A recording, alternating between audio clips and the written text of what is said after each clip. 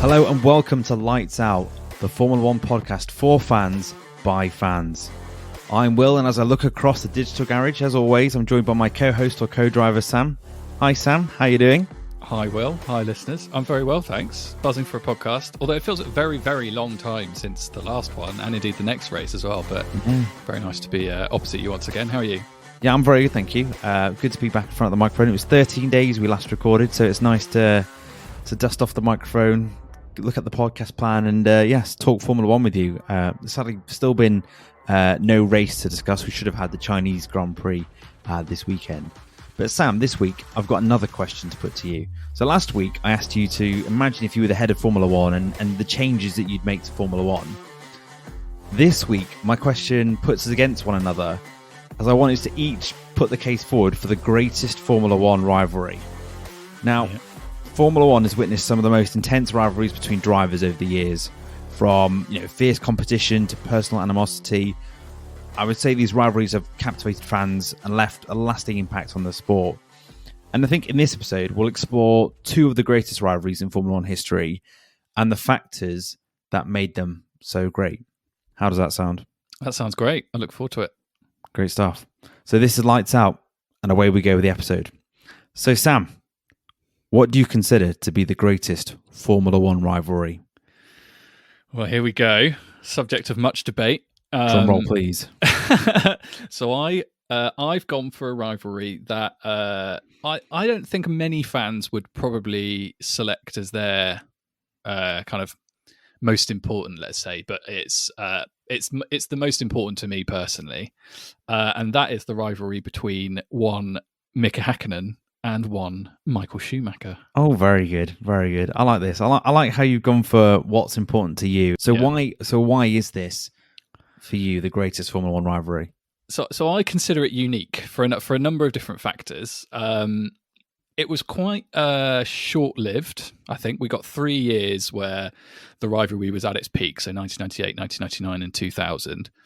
So compared to some of the others that we've seen down the years, it's probably not had that level of longevity. But the rivalry that they had over those 3 years was unbelievable. So I am going to spend a bit of time talking about each of those seasons in turn, just to build a bit of a picture about what it actually looked like, because it was only, I was a wee bairn when those races were happening and those championships were being won, but I remember them very vividly. And watching it back over the last few days in preparation for this podcast has been great, really. I've just loved it, like watching all those races again, and it just, everything I loved about Formula One back then came back to me. And there are so many good things that I'd love for them to bring back that were around back then.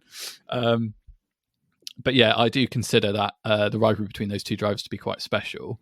I think the main reason for it is that I think the rivalry is unique because the level of animosity between the two drivers was never really there compared to others. I think in other rivalries, and I'm sure we'll talk about probably a couple actually over the course of this, a couple of others over the course of this podcast. Those fights got spicy quite quickly and quite regularly, and Michael Schumacher and Mika Häkkinen, it never got like that. The racing was always unbelievably good, but the way that they conducted themselves with each other and the respect with which they raced each other and the kindness that they treated each other with during those 3 years, I don't think we've seen anything like it. Never mind in Formula One. I don't think we see much like it in sport, to be honest. I mean, the closest, I was thinking about it this morning, and the closest comparison I could think of was Nadal and Federer, two great rivals that just became really close over the course of their kind of battling it out to be the best, each bringing the best out of the other and knowing that they were bringing the best out of the other and sort of relishing and reveling in the relationship. So that really sets it aside and sets it apart from a lot of other rivalries. But yeah, maybe if I spend, I don't know, 10 minutes maybe talking a bit about those seasons in particular, and there were some flashpoints. Believe me, it wasn't just a case that they spent the whole 3 years hugging and waving each other past every time the opportunity came along. It didn't happen like that, but yeah, there were definitely some flashpoints. So they both entered Formula One in the same year, 1991. They karted together when they were young, as so many Formula One rivals do, and they actually did. One of the major flashpoints was actually in 1990. So they were both Formula 3 champions, Mika Häkkinen in the UK and Michael Schumacher in Germany. And they're invited to a race in Macau, which was essentially an invitational for the best Formula 3 drivers from around the world. And Hakkinen and Schumacher were the two best in the world, and they were racing each other. And they managed to crash into each other, and Schumacher ended up winning it because Hakkinen drove into the back of him. It's probably one of the few times I remember having watched a lot of Mick Hakkinen driving, obviously as a bit of a fanboy. It's one of the few occasions where I looked at it and thought, oh wow, that was actually quite a big error from him, because you don't see many. You couldn't defend him there. No, definitely not. And obviously both great drivers in their own right. And so joined Formula One in '91. So Mika joined with Lotus. Obviously 1991 being a great vintage, the year of my birth. And Michael Schumacher. So bear in mind, this was the absolute wild west of Formula One. Contracts were an absolute joke back then. So Hakkinen moved around all over the place, and was sort of negotiating with various different teams after he left Lotus in '93. But Schumacher drove one race with Jordan, and then it all fell through, and he ended up being picked up by Benetton. Wasn't the story that he was so good in that one race that Benetton basically spotted that he was such a talent, so then snapped him up? So you're right. It was a wild west of like drivers changing teams, and teams having several drivers across the season. Yeah, absolutely. And their respective starts in Formula One were quite different, really. So Hakkinen didn't do a huge amount with Lotus, really. I mean, the car wasn't particularly good, to be fair, but and he had quite a slow start even when he went to McLaren. But when he first went to McLaren in his very first race, he actually managed to out-qualify Ayrton Senna, which was pretty amazing. Like, nobody expected it. And he had an absolute like rookie debut for McLaren there. He managed to out-qualify Senna, and then he binned it after about 20 laps. Unfortunately, fighting with Michael, funnily enough. And it was, for him, it was sort of 4 years worth of solid but not great performances for McLaren. The car was quite poor. The engine, they had a series of different manufacturers, Honda and Ford, and neither really did the job for them that they had done in the late 80s and early 90s. So McLaren were a bit in the wilderness, but he picked up his first win in 1997. Whereas Schumacher, obviously, the move to Benetton turned out to be an absolute masterstroke for him. He ended up picking up 2 world championships in 94 and 95, had an amazing start. When he joined Benetton, he was better than Nelson Piquet Jr., who himself was a 3-time world champion at the time. So you imagine, we talked a bit before, haven't we, about Lewis coming in as a rookie and outperforming Alonso. Schumacher very much did the same with Piquet back in 1990, in the early 90s. And then obviously he picked up and went to Ferrari in 1996 famously, and that's where that great partnership all started. But unfortunately, he lost out in 1997 because Michael Schumacher, for those that don't know, was occasionally quite naughty as a Formula One driver. He was disqualified from the whole season because in the final race, he basically drove into the side of Jacques Villeneuve. And he was disqualified deliberately to try and stop him from overtaking him. And then, he was disqualified from the season. So, they both had quite mixed early starts to their careers, but that's one of the key differences between the drivers, I think, as well. I mean, Schumacher goes down as one of the greatest of all time, of course. Everybody will debate whether it's him or Lewis, because they're, or Ayrton Senna, probably they're the three that get debated the most. But they were very, very different drivers. And I, as you know, love Mick Hakkinen for many, many reasons. But the main reason I love him is that he was just such a fair driver. And this is to some extent why I think their rivalry dynamic was so good and enjoyable, because they were quite different styles, and because of the way Mika was, it felt to me like he really brought the best out of Michael. Like, Michael never really felt like he had to drive dirty with Mika, I don't think, which was definitely a benefit of the racing that we saw. But their early careers were quite mixed before it got big in 1998. And so that's the first is that the first proper duel that they have across the season? I'm guessing that the McLaren. So I should caveat that I was merely 3 years old in 1998. So I wasn't. I don't remember Formula One at that age. Maybe I would have watched it, but being 3 years old, I wouldn't remember it. Were they sort of in equal cars in the McLaren and the Ferrari? So this was the first time they were properly like up against each other, going for wins and podiums. Yeah, it was. I mean, they got quite close in 1997. So obviously, Mika managed to win his first race in 97 in Australia. And Schumacher got pretty close to the championship that year until the instance I referred to a moment ago. But 1998, McLaren signed a deal with Mercedes. We all know about Mercedes engines these days, but back then they were actually relatively unknown. They'd just recently joined Formula One, and they put together a really good small block engine. And you can have one guess as to who the chief designer was of that McLaren in 1998. Adrian Newey? It was indeed Adrian Newey. So of Red Bull fame. Yeah. So as you might expect, being a genius, he built an absolutely unbelievable car, and everybody knew McLaren were going to be a danger that season because of that relationship and because of that manufacturer. And yeah, he built a brilliant car. So I think 1998 is probably the season where McLaren definitely had the edge over Ferrari. I think it was clearly the faster car, but a Ferrari with Michael Schumacher at the wheel was never to be underestimated, and they were getting closer throughout the season. So, I mean, it started relatively comfortably for McLaren. After 7 races, they had a 28-point lead. Wow. Mick Hakkinen had a 28-point lead over Michael Schumacher. It's worth saying in Formula 1 in those days that a race win was 10 points, right? So it wasn't 25 as it is now. So to build up that point advantage already with less points available from wins and positions, that's an impressive start to the season. It was, but as was Michael Schumacher's way, he went away, came back much stronger, and he won 3 races in a row, got the gap back to 2 points, I think, and then in Italy, which turned out, as it was back then, to be an absolute stronghold for Ferrari. Luckily for them, because we know what the Italian press can be like if Ferrari aren't very good when they go to Italy. They got a 1-2 there, and they were level on points with a couple of races to go. Which is unbelievable, really. Like when you think about how close some championships have been, like we've had one really close championship in the last 10 years, maybe 10, 11, 12 years, something like that. I mean, we've had a couple of relatively where it's gone down to the final. Yeah, we've had a couple that have gone down to the final race. I mean, 2021 is probably the best example, but it's probably the odd one or two of the last, I'd say, like 10 years where they've been really tight going to the end. So yeah, it's probably more common back then. Yeah, so and in the penultimate race, they finished 1 and 2. Mika won, Michael Schumacher 2, and Mika rebuilt that small gap he had. And they, of course, went down to Japan, which will feature a few times throughout this podcast.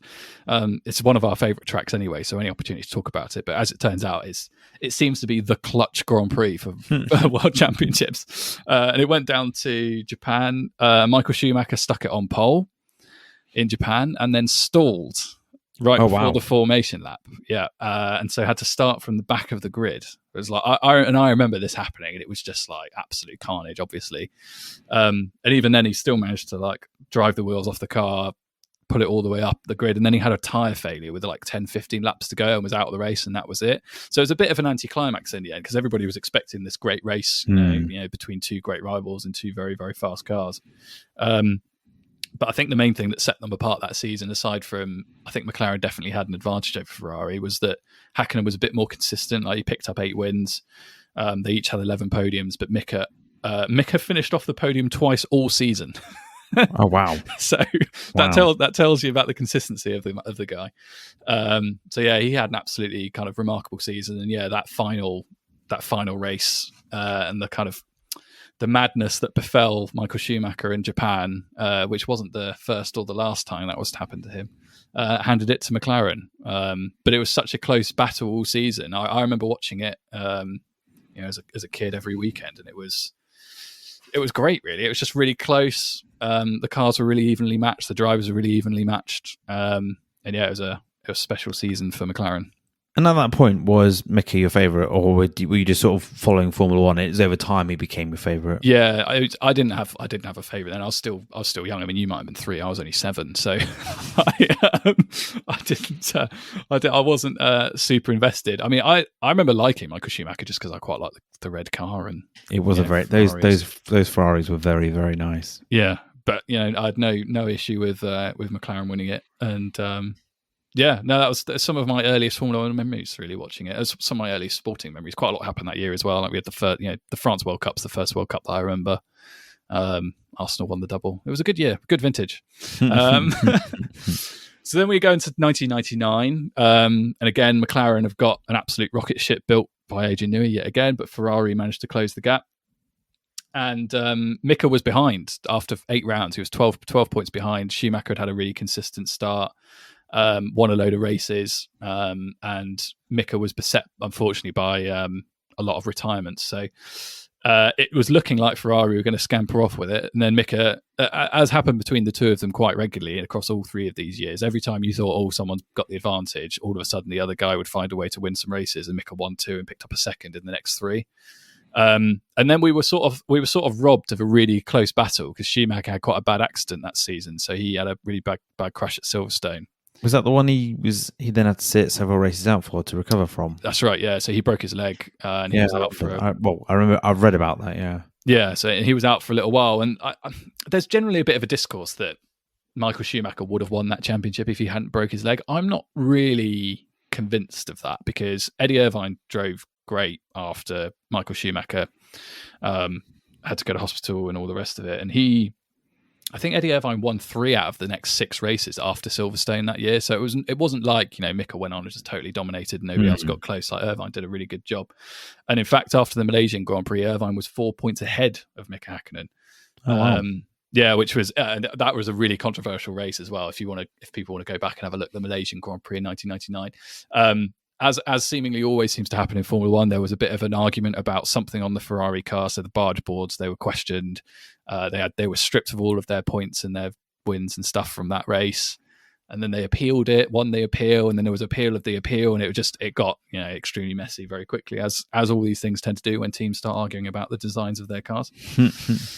Anyway, they had their points reinstated, so they went in with the lead, and then of course Japan comes around again. Another one decided in Japan. Another clutch Grand Prix, yeah.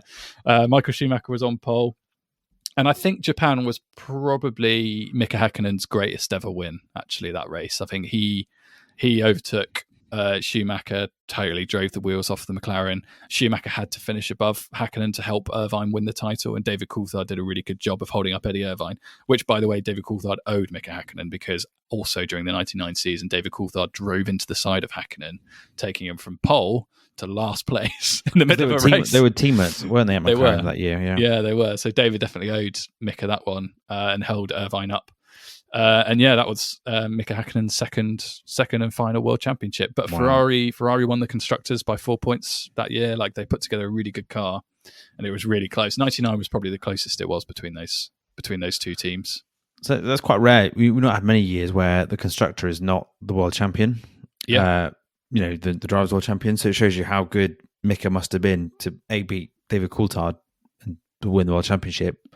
But also just the strength of that Ferrari car for them to still win the constructors despite not having Michael Schumacher there. Yeah, no, they definitely closed the gap, Ferrari, and continue to do so. And as we find in the 2000 season, caught up. And so is that second world championship win for Häkkinen, that second season, does that kind of taint the rivalry a little bit because it wasn't kind of like, say, we were kind of robbed of that rivalry, or was it still, it was still a well-deserved championship, but for the rivalry, it was kind of a bit on pause whilst Schumacher was out of action? Yeah, I suppose so. I mean, it was a bit of a shame that we weren't, because it would have been a decider. I mean, we'll come on to 2000 in a minute, which Michael Schumacher did end up winning for Ferrari, his first world championship. And so you had the Häkkinen won in 98, Schumacher won in 2000. It would have been a really interesting battle in 99 because they were so evenly matched and the cars were so evenly matched. We could all spend ages, bit of guesswork and try and speculate about who might have come out on top. I don't know if it necessarily taints the rivalry. It perhaps taints the sort of the expectation that we had in that season because it was so good for the first half until Schumacher's accident. But I don't think there's anything you can take away from Häkkinen in that season. I mean, drove a great season, beat Schumacher, beat Irvine. He capitalized on Schumacher not being there, right? Of course, yeah. You can only beat what's in front of you, right? So, it was brilliant. Because can you imagine if you'd had that season, you'd battled Schumacher, and then Schumacher is out of action for several races, and then you've got the opportunity, and you don't take the opportunity to win a world championship. When you then see what happens in the next 5 years of 5-6 years of Formula One history, fair play to him for maximising that and still being able to get another world championship to his name. Yeah, absolutely.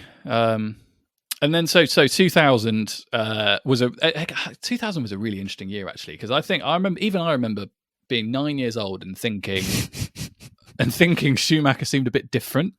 Like, right. I think like, I think he'd basically had enough. Like, he'd lost out for a couple of years in a row. I think he did feel a bit aggrieved about missing a good chunk of the 99 season. And I think it felt to me like he'd learned, like his racecraft was a bit better throughout that season. Right. And that was just a sense I remember as, a 9-year-old who had absolutely no analytical skills whatsoever. I'm just watching the red car do very, very well. But yeah, McLaren was sort of beset by unreliability at the start of the year. Schumacher won the first 3 races in a row, was 24 points ahead after 3 races because Hakkinen was out was taken out so often. And then, of course, Hakkinen comes roaring back in the middle of the season, as either of them would always do.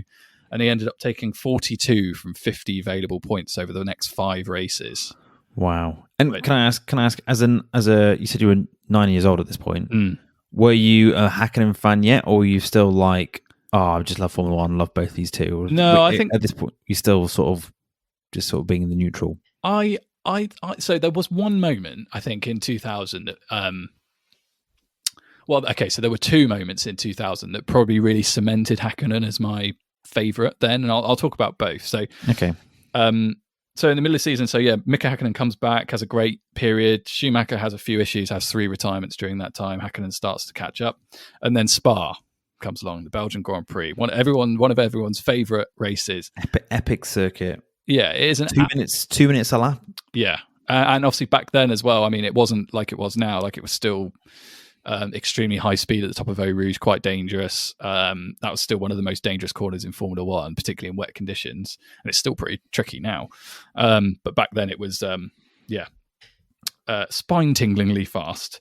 But probably the greatest overtake ever seen in Formula One happened in that race.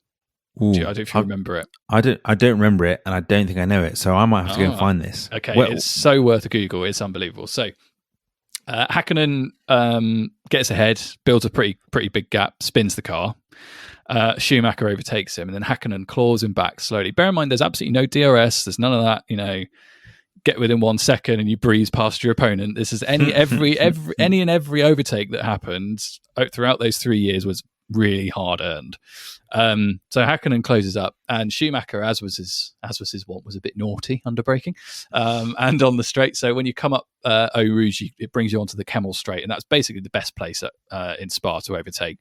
And over the course of a few laps, Hakkinen kept getting into the slipstream, shooting up the hill, getting right behind Michael Schumacher and looking like he's going to make the overtake.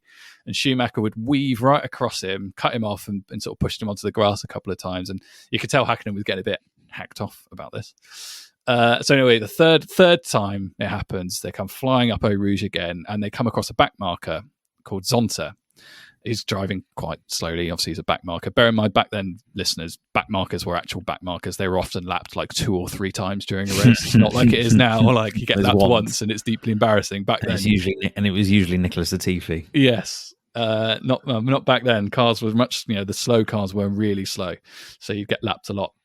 Anyway, they approach Zonta, and Hakkinen's right in the slipstream again behind Schumacher, and he jinks the car slightly to the left, sells Schumacher a dummy. Schumacher goes to the left of Zonta, right at the end of the straight, and Hakkinen swerves off to the right and goes to the right of Zonta, and they both simultaneously go either side of him at 200 miles an hour into the braking zone, and Hakkinen slams the brakes on. He's got the inside line. He makes the overtake, and it is amazing, without doubt, one of the best overtakes in Formula One history. It's well worth a watch. I'm going to find that. Yeah, it was unreal, brilliant racing, and that was probably the I don't know, I don't want to call it the high point. Probably both at the absolute peak of their powers, both in brilliant, evenly matched cars, and they both drove. I mean, Schumacher, I think, was probably a bit naughty a couple of times during that race. But what I love most about that race is a lot of drivers would have been absolutely fuming about how Schumacher defended. I can think of several on the grid right now that have been flying down the pit lane, waiting to have a yell at whoever it was. Hakkinen, at the end of the race, goes over to Michael. They shake hands, there's all the hugs and all the rest of it. Still best mates or whatever, having a lovely old time. And then Hakkinen proceeds to sit down and explain to Michael why his defending was so dangerous and not really good racing. That's what he described it as. He said, I just went and had a chat with Michael and told him that weaving and kind of defending wasn't really great racing. And that was it. And it was just so chill. He's like the most chill rare guy. Yeah. And compared to Michael, who we've seen a few times by that point. I mean, I remember one instance, I think was it Monaco? He went marching down the pit lane to try and have a fight with David Coulthard. Yeah, took his helmet off and stormed, run down the pits, yeah. Yeah. No, you never saw any of that from Hakkinen. Another reason he's an absolute ledge. And after Spa, after Hakkinen's win, he was 6 points ahead in that championship. Bearing in mind 10 points for a win. Yeah, so he was a good chunk, good little lead he built there. And then they go to Italy, Ferrari stronghold, of course. And Schumacher wins the race. And this is probably the point at which I'd sort of my love for Mika Hakkinen was sort of forged, really. So was the first moment, you said there was two moments, the first moment that overtake, was Yes. this the second one? This was the second one. So the overtake was unbelievable, and like his general kind of attitude. I mean, I loved it anyway, just because it was just so, I don't know, there's just something about him. He is such a chill, brilliant person. Anyway, I won't eulogize him the whole podcast, but it's nice to have the opportunity to talk about someone who's not been in the sport for 22 years now. After the race, so after Monza, that was Michael Schumacher's, I think it was 44th win, and he'd equalled Ayrton Senna's record. And obviously done it in Italy in a Ferrari. It was a really special day for him. And in the post-race press conference, you had Michael Schumacher, Mick Hakkinen, who was finished second, and Ralf Schumacher, who finished third. And that was actually the first time in Formula One history that you had two brothers on the podium, incidentally. And a reporter asked Michael what he felt about equaling Ayrton's record and what it meant to him, and it obviously meant a huge amount. And he started to have a little cry during the press conference, break down a little bit. And the thing that really struck me about that moment was it wasn't Ralph, it wasn't Michael's brother that consoled him. It was Hakkinen. Straight away, as soon as he saw, he put his arm around him and gave him a little hug and stuff, and then asked the press team if they could take a break. It was just that moment. I just remember thinking, that in the absolute heat of battle, bearing in mind he just lost it. He was looking like he was going to lose a championship lead, going for the third one, the stuff that was on the line in that moment, and he still managed to find whatever it was in him that made him such a nice person and to console his biggest rival. Just love that. So, what a top bloke. Yeah.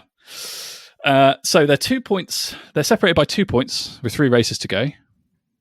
2 points, 3 races to go. Wow. But this is the third year this has happened. Third year in a row they've got within 2 points of each other. And everything happens in Japan, of course. 3 times in a row now. 3 times in a row. Back to Suzuka, everyone's favourite. And Michael Schumacher took pole by 0.006 seconds from Hakkinen. So if you ever want an advertisement for why Formula One in the late 90s and early 2000s was good, there you go, right there. 2 drivers, 2 different cars at the top of their game, separated by 6,000ths of a second. At that point in the season. Yeah, unbelievable. I don't think we've seen anything that close since, personally. But anyway, Michael drove a great race. He actually was helped out by, and don't lol, some fantastic Ferrari strategy. Yes, wow. Once upon a time, listeners. Was that one of the last few times that we had a good Ferrari masterclass in strategy? Oh, I don't know. They were good for a little while, weren't they? But yeah, no, not these days. But no, back then they were top of their game, and so Michael was 2 seconds behind Mika Hakkinen before the first pit stop, and after it, he was 4 seconds ahead, and went on to win the race and take the title. And it was his first one with Ferrari, and obviously the first of 5 in a row that he would win there. Wow. But yeah, it was another really, really close, well-fought season, as you would expect. They both shook hands and had a great laugh about it at the end of the race. Really good. And I've got some great stats for you, if you want, Will, about those 3 seasons, having spent 15 minutes talking about all 3 of them. Far away. So between 1998 and 2000, excluding the time in which Michael Schumacher was out because of his broken leg, Mika Hakkinen earned 243 points. Michael Schumacher earned 238 points. Wow. Mika Hakkinen won 16 races. Michael Schumacher won 17 races. Mika Hakkinen earned 29 podiums. Michael Schumacher earned 29 podiums. Amazing. And on only 3 occasions in that entire 3-year period were they both off the podium. It's just mind-blowingly consistent brilliance for 3 years. Also, that shows you 2 drivers that were a class above everyone else. Yeah. It wasn't like they were even a few others in the mix. They were different league to everyone else. Yeah, they were. It was just, it was a remarkable. That is proper impressive driving from two drivers. Yeah, and there weren't that many flashpoints really. I think Spa was probably the closest they came to an accident. Really, and they sat down and talked about it afterwards. Yeah, they had a conversation about the the virtues of racing styles, basically, after a really intense Grand Prix, fighting for a championship. Do you think it would have not have been as good of a rivalry if Hakkinen had never won a World Championship? The fact he comes away from that with 2 World Championships, does that kind of show you that, that's what made the rivalry really good, because it showed that Schumacher was beatable over a season? And so, do you think that makes a massive difference? Do you think the rivalry would not be as good as if Hakkinen had gone close on those other 2 and then never won one? Yeah, I don't think so. I think Hakkinen, I don't know, it may be a stretch to say he was the only driver who was a match for Michael, but he's definitely one of a couple, probably. I think throughout the 90s, I mean, Williams built some brilliant cars in the 90s and won some championships for Michael as well. Damon Hill, Jack Villeneuve, Nelson Piquet, etc. So, but I don't think any of those 3 drivers are in the same conversation as Michael, but I think Mika probably is. They were so evenly matched. And for him to come out on top 2 years out of those 3 was pretty good effort. I mean, we know what Michael Schumacher is, his legacy and going on to win 5 in a row and the dominance that he had over the rest of the grid for 5 years was pretty unparalleled until Lewis came along and did something very similar with Mercedes, because we hadn't seen that before, really.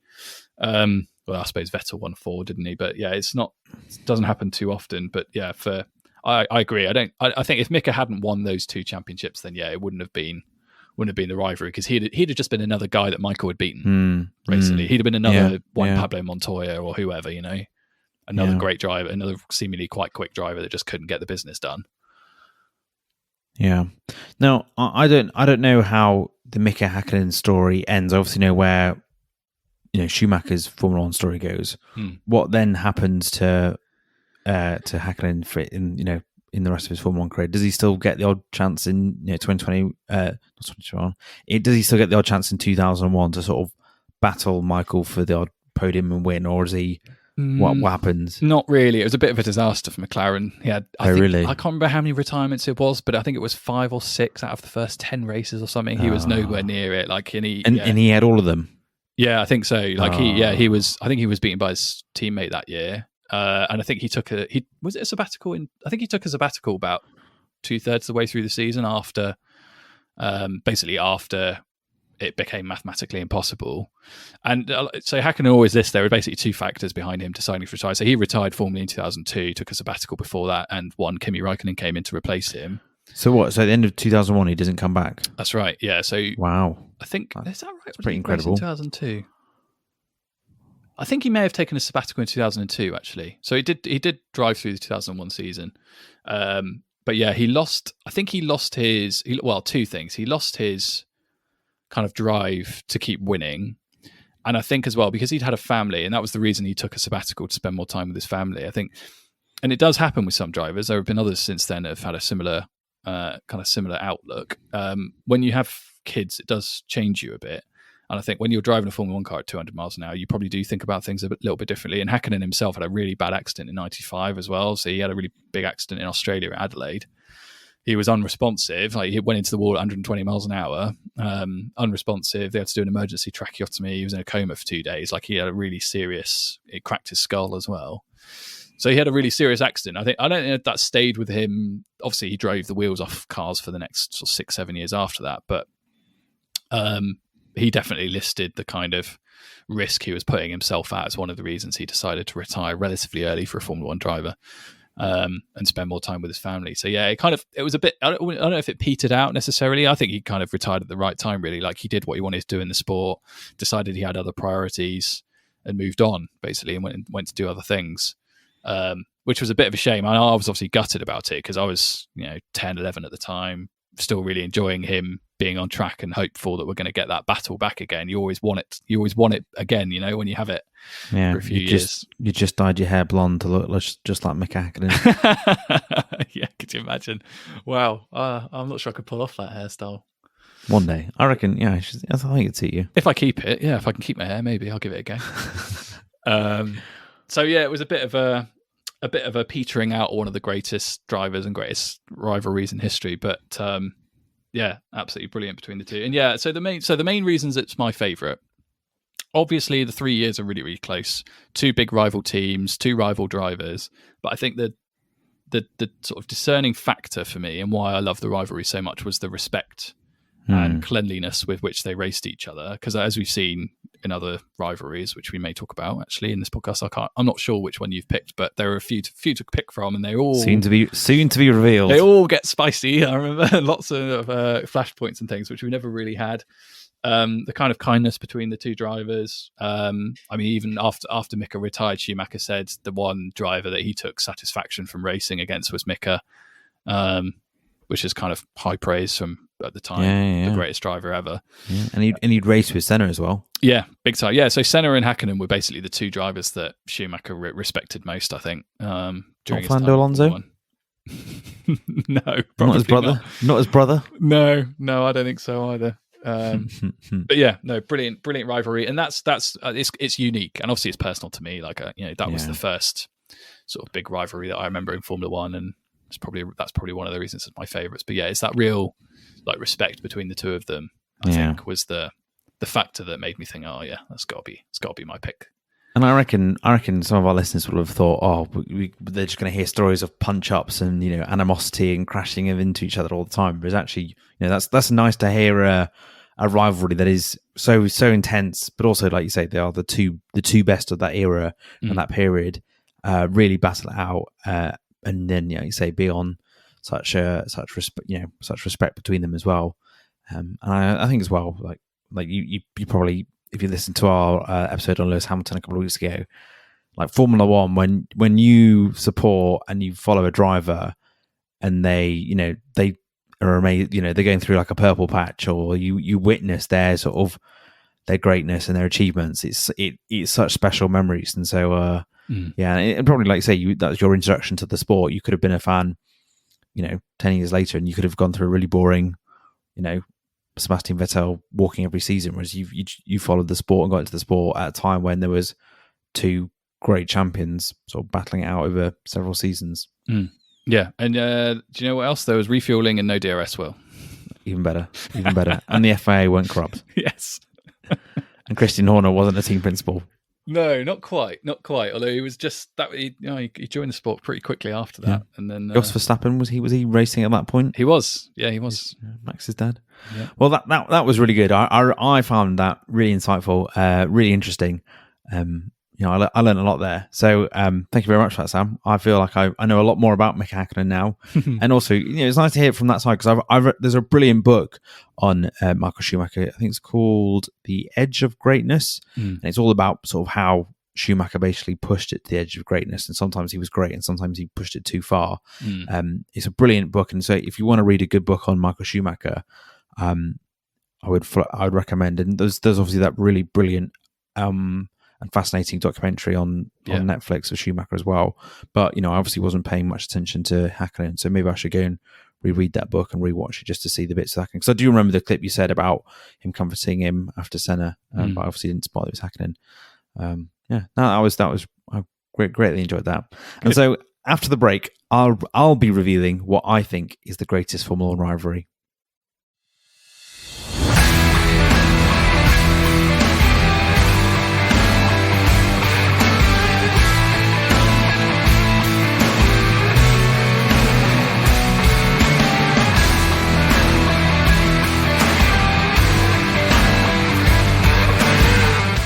Welcome back for part 2. We've been talking about our favourite Formula One rivalries, and now, Will, it's your turn. What is your greatest Formula One rivalry? So I've gone for Lewis Hamilton and Max Verstappen. No, I haven't. Listeners are probably bored speaking about those two, and we did cover Lewis's rivalry with Max in our special on Lewis. I've gone for something a bit different this time, and this is of a season I was not alive for, so a rivalry, that I wasn't alive for. So I've gone back through Formula One history, and I've gone for Ayrton Senna versus Alain Prost. I think that is probably one of the. I'm willing to stake this claim. I think it's one of the few rivalries that has its own Wikipedia page. It's that iconic of a rivalry. It's that mega of a rivalry that it's earned that honor of having its own Wikipedia page. So I'm not going to tell you about how they, both got into the sport. Although I think they had similar sort of routes. Well, Senna had to work really hard, was in quite a slow car, whereas I think Prost came into quite a good team from an early age. I'm not an expert in Alan Prost. I know a bit more about Senna, but I know that Senna was at Tolman, which was quite a slow team, and actually performed wonders, and then went to Lotus. And they became teammates in 1988, so almost 10 years before the period we've just talked about. And they were teammates for 2 years at McLaren, but things got ugly pretty quickly as they battled for sort of supremacy on the track.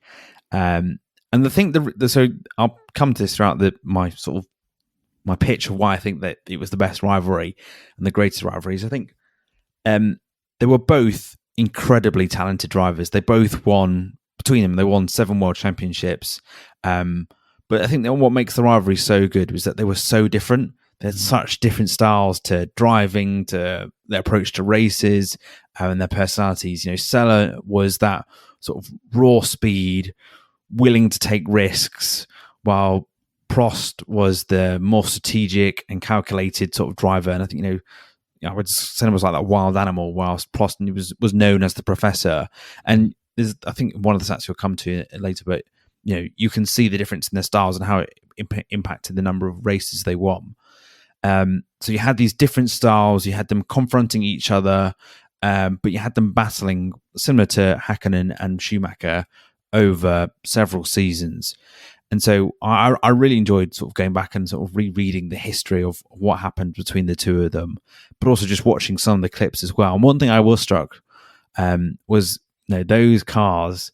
If you look at the design of the McLaren Honda from 1988 or 1989, it's such a simple looking car, and yet it looks terrifyingly quick.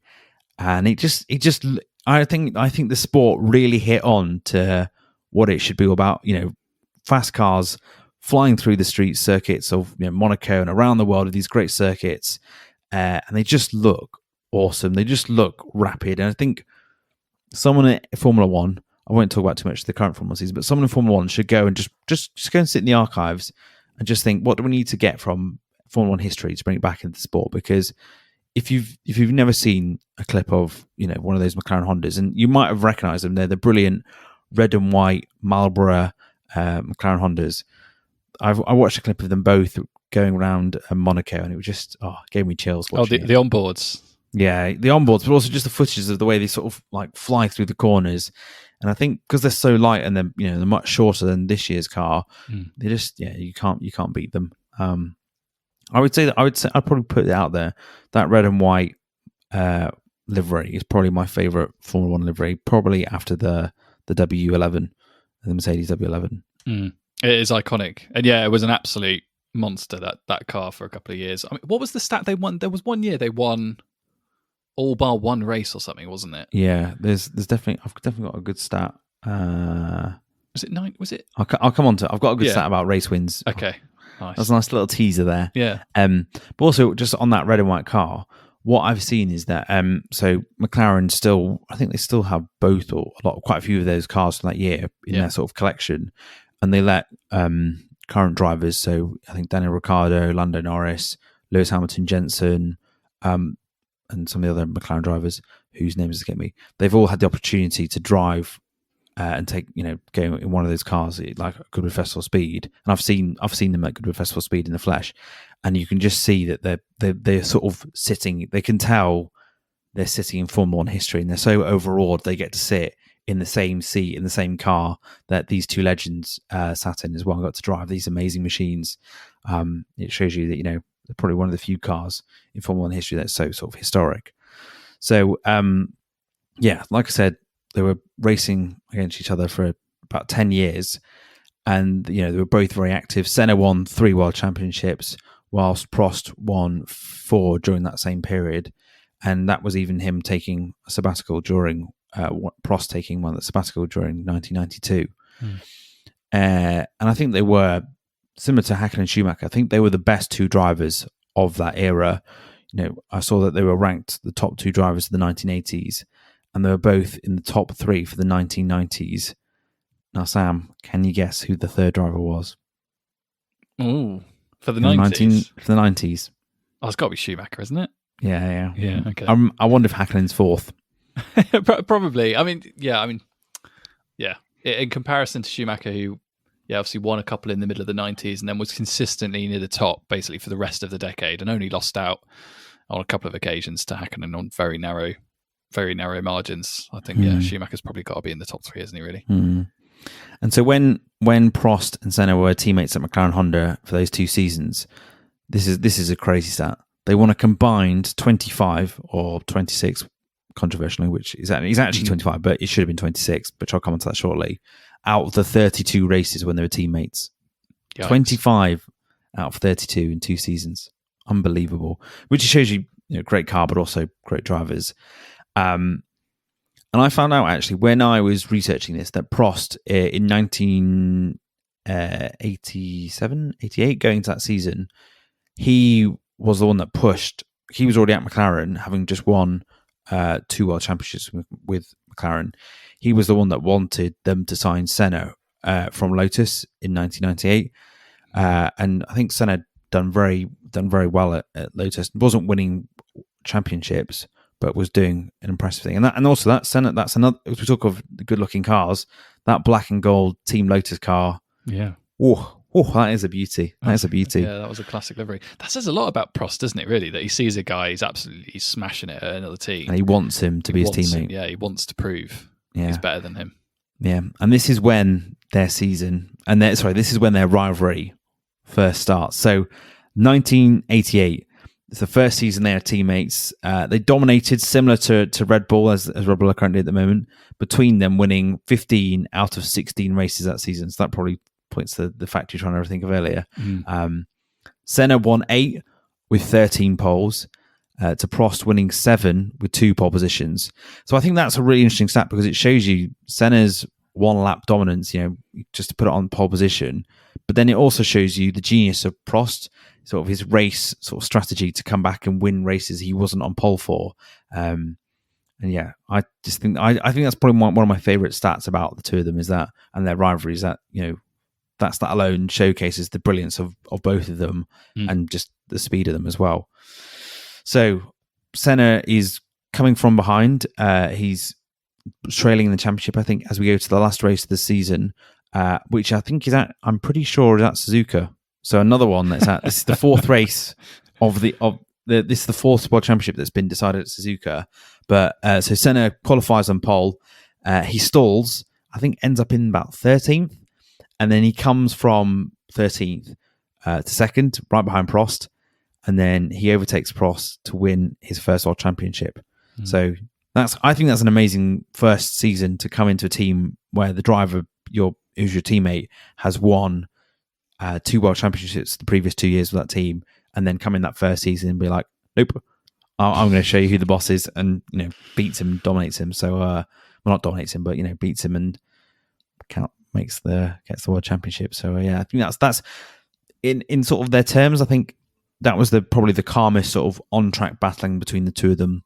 I think it's quite fair racing. Although there was, as I was reading online, I think there was sort of accusations from Prost that Senna was getting special treatment, which is quite extraordinary, really. Do you think Prost would probably been pretty well established at the team then?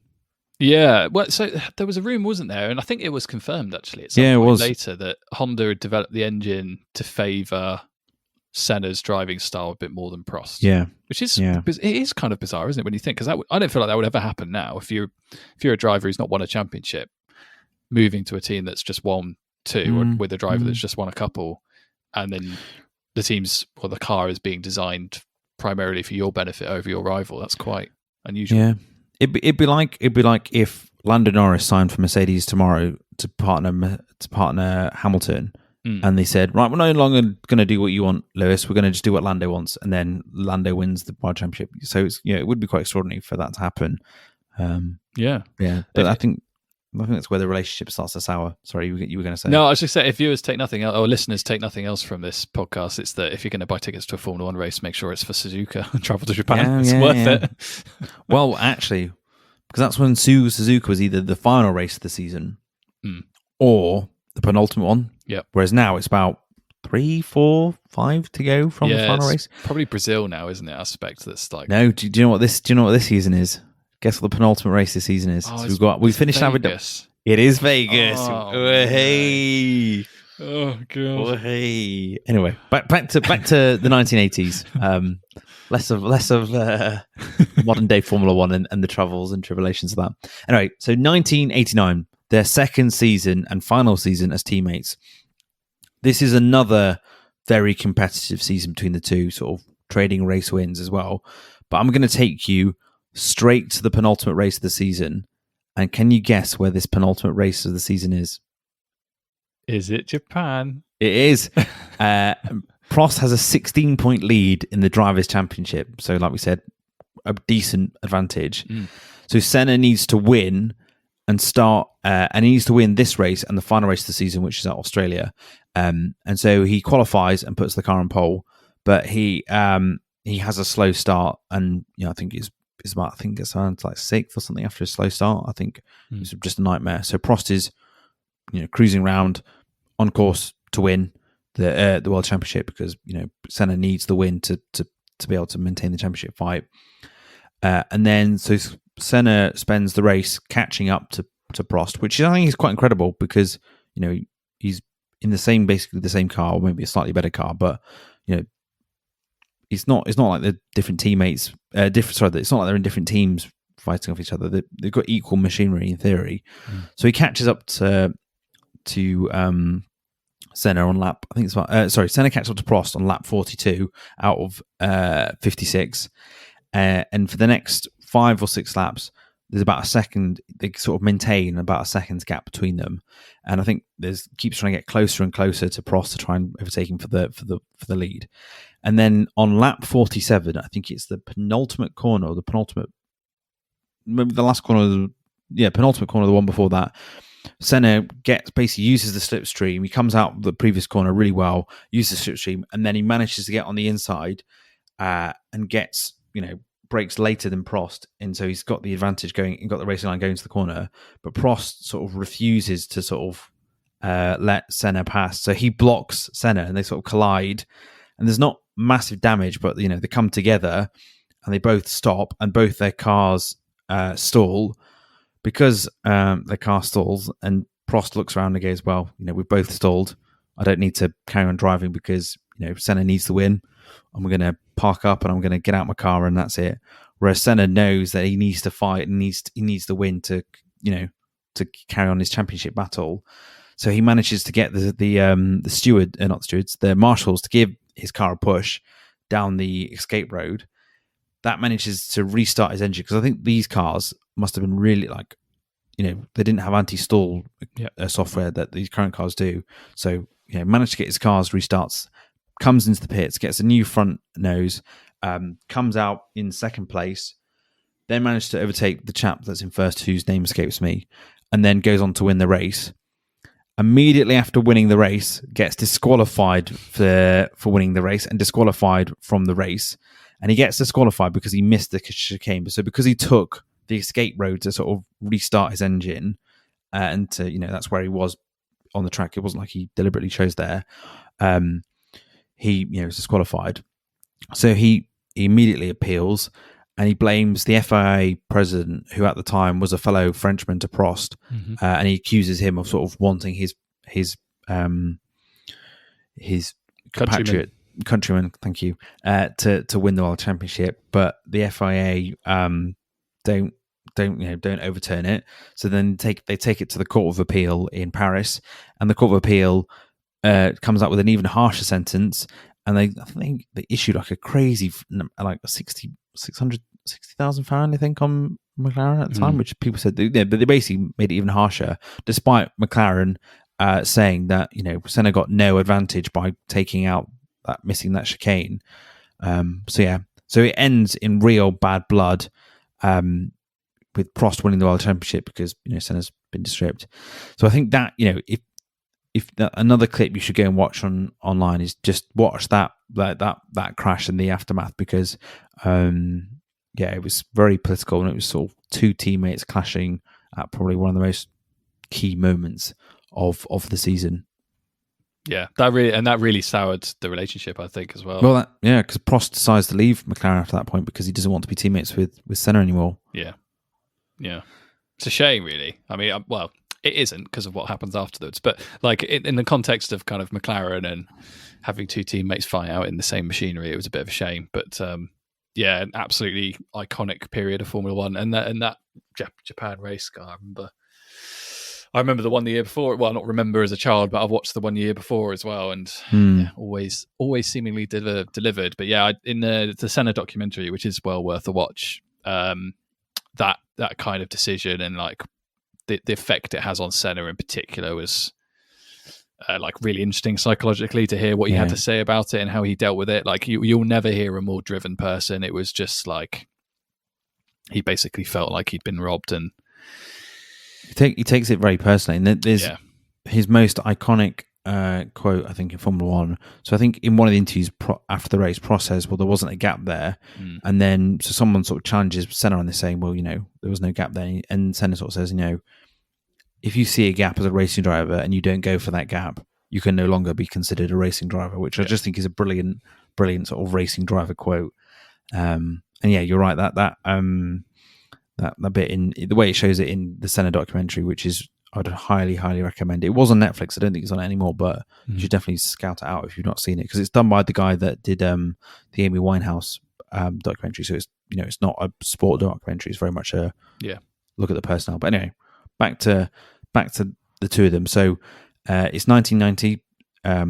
Prost has moved to Ferrari, and I actually found out that after that season when he left McLaren, Prost had it in his contract everywhere he went that they could not recruit Senna to be his teammate. Yes, which is extraordinary because like you said, they recruited him and then he moved. It makes it legally impossible for them to become teammates. Yeah, shows how bad the falling out was, doesn't it? I don't think we'd ever see. Well, I don't know. Maybe. Well, who knows? We don't get to see any more modern Formula One contracts, do we? But it's hard to imagine that being imposed or a team accepting that. I suppose Ferrari knew they were getting a special driver, so they probably were willing to make that trade. Yeah. And so this, I think in 1990, this is, so when Prost joins Ferrari, Ferrari are, I think had a period of being very uncompetitive. And this is the first time they're really sort of challenging again with Prost, their multiple time world champion at the helm. I think he'd won 3 at this point. And I'm going to take you to Japan Suzuka again for the penultimate race again. This is generally not a joke. This is where seemingly every season has been decided in today's episode. So going into Japan this time, it's a flip of the previous year. So Senna's got a 9-point lead with one race left to go, and Senna qualifies pole. Yeah, Senna qualifies pole, and Prost is second. But controversially, the pole line, the pole position was off the racing line, so that would mean you did get a worse start because you're not getting the better rubber, and also you're at a disadvantage sort of when you're then approaching the first corner. So Senna massively protests the FIA, saying that this is unfair. I'm on the weaker side despite being first, and classic FIA, they do nothing about it. They don't do that. So Senna is absolutely furious about this. He's so angry that he's basically at a disadvantage at such a key part of the season. And what makes matters worse is off the line, Prost gets a better start because he's on the better side of the grid, and overtakes Senna. So Senna, in his absolute fury and rage, decides to line it up, and going into that first corner, deliberately decides to drive into Prost, putting them both into the gravel, putting them both out of the race, and ending Prost's World Championship bid because he needed the points to win. So Senna wins the World Championship in complete acrimony, in very, very controversial style. And I just think it's an extraordinary moment for a championship to be decided by basically an act of sabotage. I'm surprised he didn't get penalised or didn't get stripped of anything, but he's got lucky there. Yeah, he did. It's so deliberate as well. It's like, I mean, you sort of in modern day Formula One, if that happened, I think if you in any way suspect it would be deliberate, you'd see an immediate disqualification. It would have to you'd have to find a way to deem it a racing incident or make it at least look like a racing incident. But he didn't even bother trying. I think he considered it justice, didn't he? Really, Senna, for what happened the year before. And I think a lot of fans probably did as well. Like, yeah, I do think I mean, you can't base everything on a documentary, but I do think there are a lot of Formula One fans, a lot in South America, particularly, that considered what happened in '89 to be an absolute travesty, really, for the sport. Where have we heard that before in podcasts that we've done together? And yeah, I do get the sense that the FIA probably didn't want to get involved a second year in a row and have another court case on their hands, and let it slide. So, yeah, I guess they decided it was sort of 6 of one, half a dozen of the other at the end, and they let it go. But it's unbelievably deliberate. And yeah, Senna, brilliant driver, but he had that in his locker kind of any time he needed it, really. Yeah, and I think Senna at the time doesn't admit that it's deliberate. I've not seen the post-race thing, but then the following season did say, I did do it deliberately. Yeah. So then Senna wins his next world championship. And then from that period on, they don't really have a similar sort of battle. Senna sort of struggles to get a championship winning car. McLaren is not as good over the next couple of seasons. Then he moves to Williams, and that's not as good as well. And then before he moves to Williams, Prost moves to Williams, and that was a period of like real dominance for Williams. And we've conveniently managed to get William and Williams here. It's not without design. But Williams, they go on to win several world championships at that point. Senna, Prost wins his final world championship in 1993. And similar to what you said, there's obviously a lot of like bad blood between the two of them. But actually, I think they did reconcile, and they did sort of really respect one another when they were no longer teammates and no longer fighting for championships. And there's a brilliant clip of it's Prost. So Prost at the end of the 1993 season decides to retire, and he comes second or third. I think it's second in the final race, and surprise, surprise, Senna is first. And when they're both on the podium in Australia for that final race, with Senna in Prost's last race, Senna pulls up Prost onto the top step, and Prost is like really sheepish about it, but he insists on pulling like Prost up onto the top step to share it with him. And you can tell, there's a clip of Alan Prost saying that was one of the nicest things that has ever happened to him, and like it showed you the mark of the man to sort of to do that. And then very sadly, Senna dies the following year at Imola in a high-speed crash. And there's the bit about the funeral in the Senna documentary is very well done, and there's that brilliant shot of Prost walking past the coffin, which I just think is just it just shows you the respect that they have, really. They had for each other, really, and both such top blokes as well. And so for me, I think it's the greatest rivalry. I think you get everything. You get different racing styles. They're both winners. They both won a lot in that period against each other. Similar to what we discussed earlier, they both came out as world championships as a result of their battles with one another. Great drama between the two of them, controversy, crashes, but also two of the greatest drivers in Formula One history. Prost leaves the sport on 4 world championships, Senna on 3. And I think they're both amazing. And I saw a summary. It was a table sort of compiling what different sort of newspapers and media outlets considered the greatest driver, and I was actually quite shocked by this bit. So despite Prost winning more world championships, out of the 11 that had ranked the top driver, 9 of them had said Senna was the best, and 2 of them had said Prost was the best, which is quite. And I think I'd love to know the factors why Senna was more popular. I think there's a whole range of them. His character, his driving style. But yeah, I thought it was quite interesting to see that comparison. Yeah, they were really, really different drivers. I think the thing about Senna that really sets him apart is like the unrelenting rawness of his desire to drive a car as fast as possible at all times. Like he never slowed down. Like we talk a lot in modern day Formula One about management of tires, right? Like, and you see engineers on the radio telling their drivers to slow down and to manage their tires. That would never, ever happen with Ayrton Senna. Like, he would drive as quickly as humanly possible for the entirety of every race he was taking part in. There was never a sheepish moment or anything. It was always like full-blooded, on the edge at all times. And I think that made him really compelling to watch. Made him a really remarkable driver, but it did result in mistakes as well. And that's probably where people differ about what their opinion of Formula One drivers is. Like, what do you want from a Formula One driver? Do you want one who's going to be relentlessly fast and drive the wheels off the car 100% of the time? Or do you place value in someone like Prost, who didn't do that necessarily all the time, didn't feel the need to, was a bit more calculated about how he drove the car? And there were similar comparisons to be made for some Formula One, like modern Formula One drivers as well, although they're all probably a bit more Prost than they are Senna these days.